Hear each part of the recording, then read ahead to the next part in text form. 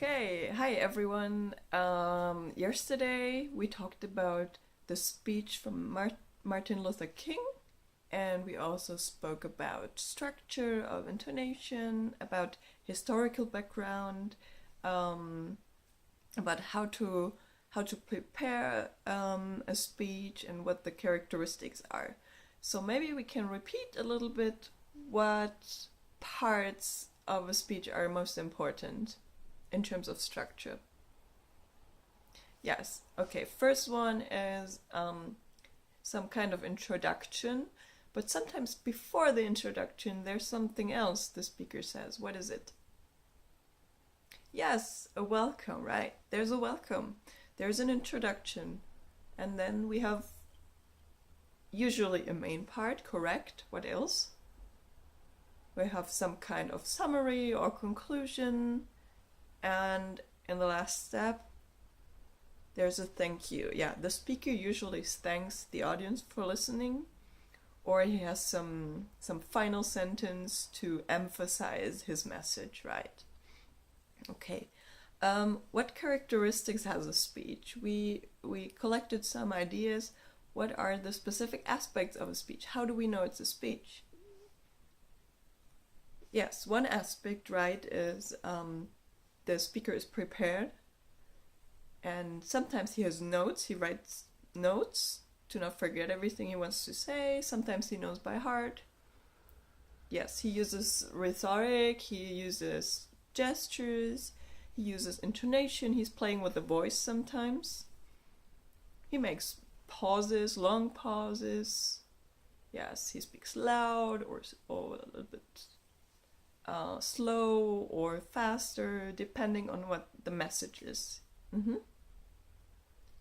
Yeah, they have different purposes, so it could be congratulations, it could be an official speech, whatever the speaker is intending to do, right? Okay, what I want you to do today is prepare your own speech. So in the end of the class, you will have the chance to present your own speech. You can choose the topic, no matter what topic it is, and just make sure you include all the rhetoric, the gestures, the intonation, any aspects we mentioned before. And before we present it in class, everyone can work in pairs and just practice a little bit. So for practicing, I have prepared a sheet of sentences. These sentences are some parts of very famous speeches from famous people. It's only one sentence, and I want you to read all these sentences and choose two of them. You can also choose three if you like to, but at least two sentences, and prepare these two sentences and try to give a speech only with the sentence as it was a speech, yeah, in three different kinds, in three different ways. So the first way I want you to present it is in a sad way. So the second one is in a motivating way, and the third one would be in a very aggressive way. I will try to give you an example with the very first sentence.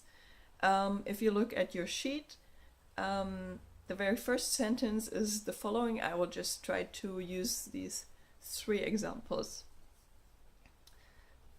No man can be a good citizen who's not a good husband and a good father, who is not honest in his dealings with other men and women, faithful to his friends and fearless in the presence of his foes, who has not got a sound heart, a sound mind, or a sound body. Okay, this was version number one. Number two would be, no man can be a good citizen who is not a good husband and a good father, who is not honest in his dealings with other men and women, faithful to his friends, and fearless in the presence of his foes, who has not got a sound heart and a sound mind and a sound body. Okay.